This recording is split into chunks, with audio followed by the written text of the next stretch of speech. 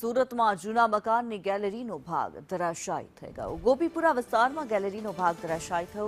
ગેલેરીનો ભાગ પડતા 80 વર્ષના વૃદ્ધ ફસાયા હતા। ફાયર ટીમે ફસાયેલા વૃદ્ધનું રેસ્ક્યુ કર્યું। ઘટનામાં કોઈ મોટી જાનહાનિ નથી થઈ। મનીષ પરમાર વધુ વિગતો જણાવી રહ્યા છે। મનીષ, ગેલેરીનો ભાગ ધરાશાયી થવાની ઘટના જે સામે આવી રહી છે, શું રહ્યું ઘટના? જી બિલકુલ, વાત કરીએ તો સુરતના ગોપીપુરા વિસ્તારમાં આ વર્ષો જૂનું મકાન આવેલું છે, તેનો ગેલેરીનો ભાગ અચાનક ધરાશાયી થતા જે કહેવાય કે અફરાતફરીનો માહોલ સર્જાયો હતો।